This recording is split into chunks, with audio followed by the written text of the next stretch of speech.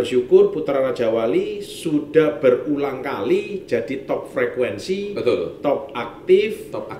Dan kalau berita kita sih hampir setiap hari ya diulas sama bursa. Oke. IDX. Kemarin aja kita nomor 1 kemarin Kamis top frekuensi mengalahkan BRI. Wah. Mengalahkan BRI, makanya. Jadi kalau di mall itu ada toko rame itu, pemilik mall itu ngomong, wah ini toko yang paling rame itu ini, gitu ya. Iya. Kurang lebih gitu. Betul, ya. Itu top.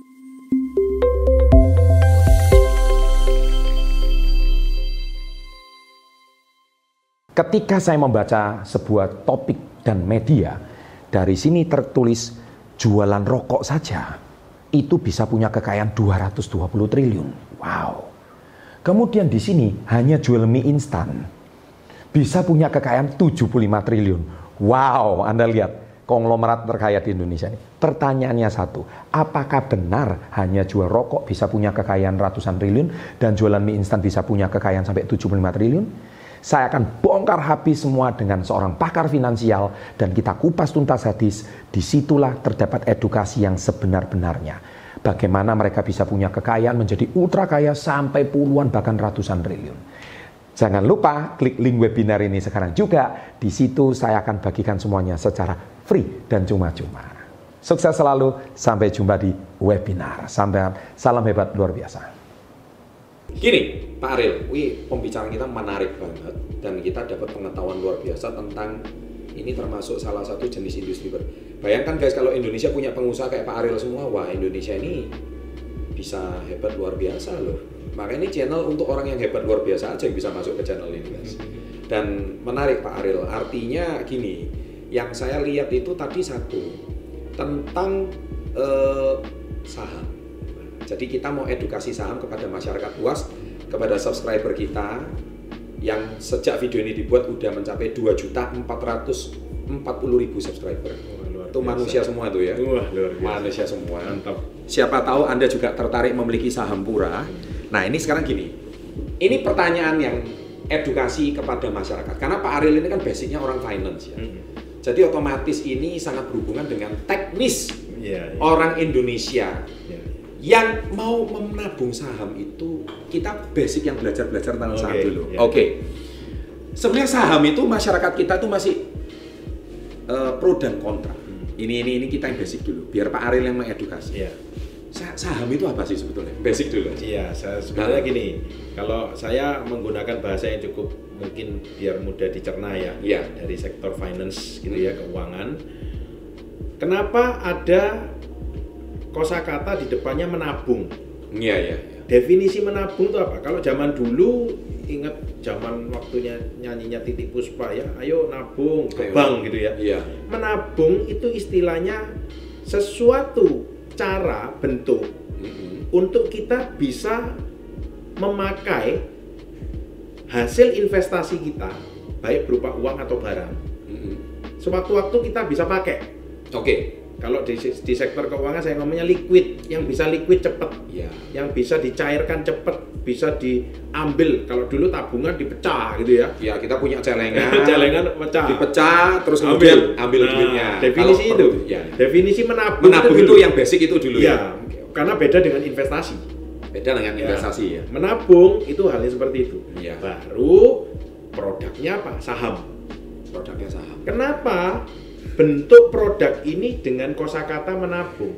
Karena kita harus mengetahui di dunia ini bentuk-bentuk produk yang bisa dipakai dengan istilah menabung, yang bisa diambil suatu waktu seenaknya sendiri. Itu hanya ada 4. Ada 4 instrumen ya. Instrumennya produknya hanya ada 4. Apa aja itu? Nah, ini edukasi ya. Uang, nabung di bank ya.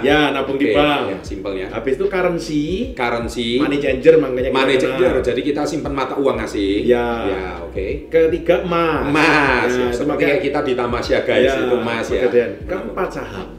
Keempat itu saham. Udah itu aja ya. Akan ada kelanjutan di era berikutnya, kelima, yaitu kendaraan, mobil. Oh ya. Itu liquid juga. Liquid. Suatu-suatu kalau kita mau makanya jual. Sudah punya bursa mobil bekas. Lagi dikembangkan terus itu. Ya. Itu nanti mobil bisa masuk kategori. menabung mobil nanti. Menabung mobil. Ya, tinggal nunggu eranya tuh. Ya, tapi meskipun nanti nilainya turun juga ya. Ya, turun tidaknya kalau sudah perputarannya edukasi Yodamai itu akan cukup stabil. Harganya cukup stabil. Karena terbukti sekarang sudah ada mobil-mobil yang cukup stabil kan, Avanza dan segala macam, harganya juga nggak beda jauh. Nggak beda jauh. Properti termasuk menabung tapi tidak liquid. Tidak liquid, ya. Tidak bisa dikatakan menabung. Tidak bisa dikatakan. Karena menabung. tidak ada bursanya. Oh, tidak. Makanya bahasa yang 5 ini ada bursanya. Ada bursanya. Kalau dalam bahasa Inggris diomong indeks. Dalam bahasa Inggris indeks, dalam bahasa Indonesia bursa. Bursa. Tadi saya ngomong mobil bentar lagi karena sudah ada bursa mobilnya. Bursa mobil bekas. Ya, mobil bekas sudah ada. Ini edukasinya penting loh guys. Soalnya kamu kalau mau dapat ilmu kayak gini harus kuliah di Amerika 5 tahun. Ini Pak Ariel ini kasih ilmu gratis loh. Makanya subscribe channel ini sekarang juga karena ini informasi yang sangat penting ya agar kita bisa dapat pengetahuan-pengetahuan yang selama ini gerambiang bahasa Jawanya itu misinformasi di masyarakat. Jadi ada 4 instrumen akan jadi 5. Oh, kalau properti itu dikategorikan investasi. Ya? Bukan menabung. Lanjut. Nah, kenapa saham? Sekali lagi, saya tadi edukasi dengan menggunakan kata bursa. Ya. Bursa itu dalam bahasa sehari-hari itu namanya market. Dalam bahasa Indonesia pasar. Pasar. Ya. Jadi bursa ini pasar. Ya. Sehingga kita kalau membeli saham itu bukan suatu bentuk judi. Ya, nah ini kita harus bisa bedain. Kenapa kok masyarakat bisa beranggapan itu judi? Nah ini dijelasin dulu. Nah gini, kalau saya ngambil dari sudut pandang judi itu hanya selalu dimenangkan oleh satu orang, yang untung satu orang. Itu judi. Yang rugi puluhan orang. Ya, itu judi. Kayak money game lah ya. Iya, money game, kasino ya itu judi. Oke. Itu ya. Kalau pasar itu beda. Pasar itu terjadinya transaksi jual beli. Nah, di proses transaksi jual beli itu memang ada yang untung, ada yang rugi. Ada yang untung besar, ada yang rugi. Itu perlu strategi. Misalnya di dalam satu pasar lapak kita sepi, tetangga rame. Loh, kenapa tetangga rame? Masa terus kita ngomong itu judi tuh? Boleh. Nggak bisa. Nah, ini kan beda. Saham itu bentuk suatu produk di mana ada pasarnya. Ya kita kenal sebut pasar modal. Sebenarnya ya pasar saham bahasanya. Sehingga kalau kita melakukan menabung saham itu instrumen yang sangat liquid, sangat bisa dijual belikan dengan mudah sekali. Ini portfolio perlu diketahui karena portfolio seperti ini harus kita mempunyai yang paling persentasenya paling banyak. Karena suatu waktu kita butuh keperluan yang mendesak, kita nggak pernah tahu kan? Nah itu kita bisa pecah celengan pecah celengan itu. Pecah celengannya karena pasarnya setiap hari buka. Itu kan. Sama kalau kita mau dagang jualan, kita nih pedagang sayur. Ya pastinya ke pasarnya pasar sayur. Ya kan, untuk jual beli di sana. Betul. Dan yang datang ke sana ya yang memang orang butuh sayur. Nah, gitu sama pasar daging juga sama. Untuk orang yang jual beli daging. Tinggal kita harus tahu pasarnya ini buka terus atau enggak. Nah, kalau pasar saham buka terus 24 jam. Ya 24 jam. Aja lah ya. Jam 9 pagi sampai jam 5. Betul. Jadi ini yang harus diketahui bahwa saham itu tidak haram. Saham tidak haram. Jadi istilahnya menabung saham. Nah, di Indonesia ini image menabung saham itu jujur ya, yang mempopulerkan kata menabung saham selain pemerintah, tapi channel YouTube terbesar di Indonesia yang mempopulerkan menabung saham adalah Success Before 30. Wah, setuju. Karena dulunya belum ada. Karena dulu yang sering ada bermain saham. Apa bedanya menabung saham sama bermain saham? Biar Pak Ali yang jelaskan. Jadi gini, kalau menabung saham itu sama kita mempunyai uang yang bukan uang untuk perputaran atau biasanya kita sebut uang dingin atau uang keuntungan yang kita sisihkan. Ya, makanya kalau era dulu kan dimasukin celengan. Betul. Terus bank buka masukin ke bank. Betul. Nah, setelah bank turunannya bank apa? Ada currency tuh ya, kalau kita pakainya currency. Pengusaha biasanya. Kalau nggak mau currency ya saham. Turunannya dari bank, dari uang. Betul. Nah, bedanya kalau menabung itu menyisihkan. menyisihkan ya dari hasil. Dan yang kita mau beli ini produk apa. Kalau dalam bahasa sehari-hari mungkin ibu-ibu rumah tangga nih ada yang melihat, atau anak-anak kuliah nih ada yang melihat gitu. Itu kan menyisihkan dari uang saku. Betul. Kalau ibu rumah tangga yang mengelola dapur, dia nggak mungkin dong beli daging secukupnya, besok beli lagi kan nggak mungkin. Dia kan beli untuk disimpan. Itu kan juga menyisihkan untuk besok. Taruh di kulkas. Untuk di kulkas. Kalau inventory kita kan persediaan. Sama. Kalau menabung itu menyisihkan. Kalau bermain saham, ya itu kita beli sekarang, dijual nanti siang. Itu bisa berkategori jual beli. Jadi ibaratnya trading. Ibaratnya tukang sayur kehabisan sayur nih. Dia beli di tangga sebelah dengan harga 1.000. Dijual dengan harga 2.000, dia untung. Tapi juga bisa dia beli harga 1.000 dijual harga 500. Bisa rugi karena hanya untuk menyenangkan konsumen dia gitu. Betul. Sehingga sifat kalau bermain itu ada untung, ada rugi. Jadi gini Pak Ariel, nah ini semakin jelas. Jadi stigma di masyarakat, apa beda bermain saham sama menabung saham itu di sini? Menabung saham itu lebih kepada investasi ya. Sedangkan bermain saham itu lebih kepada kayak trading. Nah kalau pelaku trading itu namanya trader. Nah saya tahu di Indonesia, di mungkin yang menjadi atau mempunyai akun saham, yang saya tahu itu lebih dari 95% di Indonesia ini adalah trader, Pak. Betul ya? Betul. Saya nggak salah ngasih data ya. Saya tanya Pak Ariel ini lebih valid. 95% itu trader. Padahal channel kita, Pak, mendidik orang itu lebih kepada investasi jangka panjang. Jadi kalau sudah menabung saham itu uangnya taruhlah, jangan dipakai. Masa kita ini habis nyeleng besok dipecah. Lebih mahal celengannya daripada yang ditabung kan ya. Nabungnya 1.000 perak, celengannya harganya 100.000, lah kan rugi. Nah ini kan trading. Nah kalau definisi saya, Pak Ariel boleh benarkan. Saya kemarin malam barusan dapat definisi. Bisa jadi trader itu adalah profesi, tapi investasi adalah mindset. Boleh betul. Dikonfirmasi benar ya? Betul sekali. Benar ya Pak ya? Betul sekali. Channel kita ini kan ngajarin mindset Pak. Investasi jangka panjang. Menyisihkan uang keuntungan kita, uang gaji kita, sehingga taruhlah menabung pura lah. Iya toh, salah satunya menabung pura. Menabung pura ini punya industrinya truk, wah dari tadi supply chain, wah itu menabung mulai dari berapa sih Pak? Nah, jadi sebenarnya dari angka yang terkecil Pak. Saya setuju sekali dengan kalimat tadi itu, profesi itu trader. Sebenarnya gini, trader itu bahasa Inggris. Kita menggunakan bahasa yang sederhana aja. Bahasa Indonesianya apa itu? Itu broker perantara. Trader itu perantara sebenarnya. Makelar lah ya. Nah, makelar. Bahasanya gitu, makelar. Iya. Makelar itu kan bisa dua kan? Untung atau rugi? Bisa untung, bisa rugi. Kalau bolak-balik dia makelari ini ternyata nggak jadi ya rugi. Dia kan rugi transport, rugi ongkos, waktu segala macam. Iya. Kalau deal ya untung dia. Dapat komisi. Iya kan? Sebenarnya benar itu profesi. Gitu. Nah, trader dan investor, investasi itu investor. Itu beda.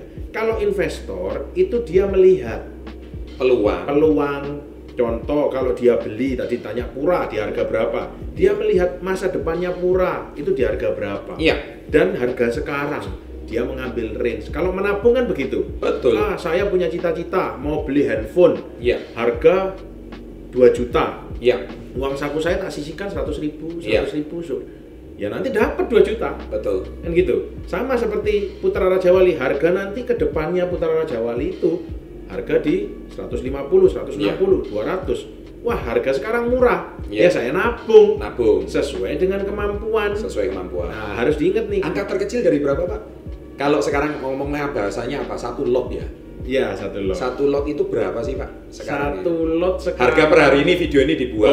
Harga hari ini 1 lot itu berapa lembar saham? 8.100. 8.000. Nah, tuh punya truk dengan harga 8.100 mau nggak? Itu murah banget kan? Artinya kita bercita-cita. Wih, tadi truk harganya miliar. Wah, ini kita dengan 8.100 kita minimal punya spionnya dulu. Contohnya kayak gitu. Tapi ini industrinya semuanya. Industrinya. Nah, itu Jadi Anda jangan berimage bahwa, punya truk, punya perusahaan besar gini-gini kita harus punya duit miliaran. Ternyata enggak ya. Betul, enggak. Ternyata kita bisa dengan menabung Rp8.100 per video ini dibuat. Iya. Semoga nanti kalau videonya publish sudah 10.000 naik lagi, akhirnya mungkin bisa menjadi 20.000. Nah, menabunglah dengan sekarang. Betul. Dan itu liquid ya. Liquid sekali saham. Anytime kalau kita mau cairkan nggak usah harus pecah celengan ya. Iya. Kalau kita sudah punya rekening di bursa kan. Iya, betul. Gitu loh guys. Jadi artinya selama ini kita ini punya pemahaman yang keliru. Jadi saya ulangi ya Pak. Betul. Trader atau maklar itu profesi. Profesi. Investasi adalah mindset. Mindset. Betul ya Pak ya? Betul sekali. Setuju kata-kata ini? Setuju sekali. Because it's all about mindset. Iya. Nah, ini cocok ya Pak ya? Cocok. Nah, ini channel YouTube sehat guys. Mengajari orang untuk pelajaran-pelajaran berharga. Bagaimana dengan, sekarang gini loh, uang 8.000 itu artinya apa sih Pak? Betul. Kalau orang Indonesia beli kopi, beli rokok, tapi ini bisa punya pura loh ini. Betul ya? Betul. Betul ya Pak ya? Betul. Jangan anggap itu kecil, tapi kecil-kecil jadi bukit loh. Betul. Lah kalau konsisten setiap bulan 10.000, Disiplin. disiplin terus. Iya. Loh lama-lama bisa punya toh. Saya terinspirasi dari Warren Buffett. Iya. Yang mana dia tuh beli Coca-Cola katanya dari $1 atau apa? Iya, betul. Betul ya? Betul. Itu boleh diceritain kan Pak Ari lebih Betul, pakar. iya. Ini supaya mengedukasi para milenial bisa punya saham pura gitu loh guys. Nah, itu gimana ya? Lagi-lagi itu kan kita harus punya mimpi dulu. Betul. Mimpi itu harus bisa diwujudkan. Cara mewujudkannya yaitu mulailah dari hal kecil. Iya, iya. Kalau mau main saham ya dimulai dengan harga-harga yang sekarang. Iya. Malah dengan situasi, dengan kondisi suatu keadaan ekonomi market crash kita ngomong. Iya. Di saat itu waktunya beli. Iya. Itu karena kalau ekonomi sudah balik ya kalian sudah ketinggalan. Iya. Gitu. Tapi Jadi meskipun balik pun nggak salah kan kalau kita menyisihkan uang 10.000 per bulan. namanya itu. Kalau menabung itu kan kita ada namanya istilahnya average ya. Kita merata-rata nih kita punya berapa. Iya, Harga paling murah nanti terus ya kalian ya punyanya pasti akan luar biasa dan keuntungannya juga akan luar biasa. Iya. Dan itu yang sudah dilakukan Warren Buffett sejak Coca-Cola dia mau mulai dia nyisihkan. Wah, lama-lama apa sih? Kenapa kok Warren Buffett akhirnya beli banyak Coca-Cola? Bapak kalau sudah menyisihkan, apa yang lakukan? Misalnya begini, saya ini sudah mau ngincer nih handphone ini. Iya. Tabungannya kurang. Paling tiap hari kita hanya browsing lihat handphone itu harganya berapa sekarang. Betul. Diikuti terus. Betul. Spek-speknya diikuti Iya, karena terlalu ingin ke situ. Terlalu ingin. Apa yang terjadi? Nabungnya akan lebih. Nabungnya akan fight-nya lebih ya. Lebih. Iya. Karena kan kita yang dituju satu. Itu terus ya kita akan mengejar itu sampai dapat. Itu mindset guys. Itu mindset. Bukan maklar. Bukan profesi. Betul. Itu mindset. Betul. Jadi mindset menabung itu harus dimiliki sejak dini ya. Betul. Nah, ini penting sekali. Ya. Akhirnya Warren Buffett sekarang menjadi pemegang saham mayoritas dari tahun Coca-Cola. berapa itu awalnya dia cuman? Dia dari mulai tahun berapa ya? Dari tahun 70-an dia udah mulai beli saham Coca-Cola, ditabung-tabung karena dia lihat wah ini Coca-Cola bagus, diikutin terus gerakannya Coca-Cola diikutin terus perkembangan bisnisnya diikutin. Nabungnya dulu $1 jadi 10, 100, 1000, 10.000, 100.000 udah karena ya dia melihat peluangnya dan masa depan mimpi dia untuk memiliki Coca-Cola. Iya. Itu sama seperti kita kalau nyelengin mimpi kita mau punya handphone ya kita kejar itu. Ya. Menarik. Oke, ini gini. Ini masih banyak sekali pertanyaan dari para subscriber kita. Pertanyaannya itu seperti ini. Oke lah, berarti yang namanya trader itu profesi. Kalau saya ini kan ngajarin orang jadi entrepreneur, bukan jadi trader, Pak. Ya, artinya profesi entrepreneur. Jadi kalau profesi entrepreneur itu dia punya profit, punya keuntungan kan disisihkan untuk menabung. Betul. Tapi saya ini bukan benci trader loh ya. Iya. Nah, itu profesi, itu hak Anda.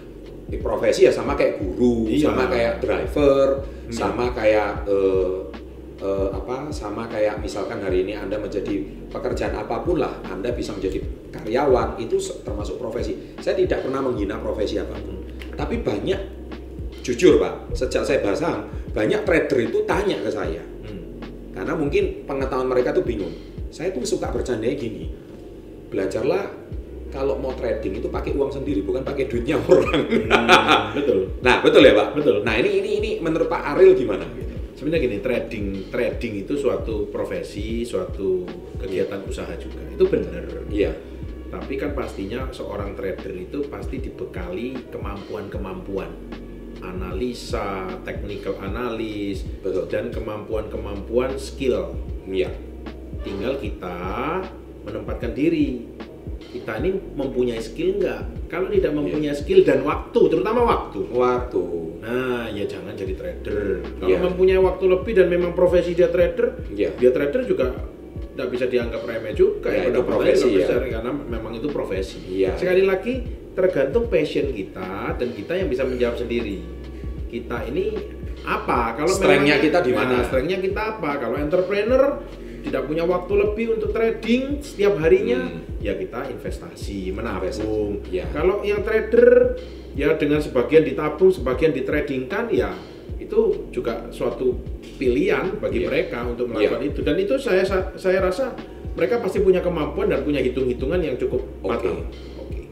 Baik, ini sebuah edukasi yang sangat menarik dari Pak Ariel tentang cerita perbedaan itu trading dan investing atau investment jangka panjang. Nah, terakhir ini Pak Ariel, ini menarik, ini terakhir. Saya mungkin supaya menggedor cara berpikir para milenial dan persepsi yang saham itu tadi keliru tentang judi, ternyata sudah dipatahkan. Saham itu yang asalnya dipikir apa ini nggak jelas, nggak kelihatan fisiknya, surat berharga, tapi ternyata itu berupa sebuah bursa. Tadi edukasinya sudah sangat jelas di awal. Nah, sekarang cita-cita kalian guys. Mulai dari sekarang, banyak orang juga tanya ke sini, Pak Chandra invest saham apa? Nah ini kalau orang nanya ke saya jawab, saya invest saham tidak lebih dari 10. Karena saya bukan trader, jujur. Nggak salah dengan trader ya, karena itu profesi ya Pak ya. Itu profesi Anda. Dan saya kalau invest sahamnya, nomor 1, saya harus kenal dengan pemilik perusahaannya. Itu kalau saya. Betul. Kalau saya nggak tahu orang lain ya. Kedua, saya harus tahu karakter orangnya. Nah, kalau memang dasarnya maling, ya buat apa saya invest di perusahaannya maling? Kalau dasarnya ini memang perampok, lah ngapain? Ini kan berarti tujuannya tidak benar, mau ngerampok duit masyarakat. Nah, saya kebetulan saya tokoh-tokoh yang saya undang, khususnya bergerak di bidang saham, itu pasti langsung ownernya perusahaan TBK. Kalau kemarin Pak Felix yang saya undang. Sebelumnya lagi Pak Hermanto Tanoko yang punya Clio.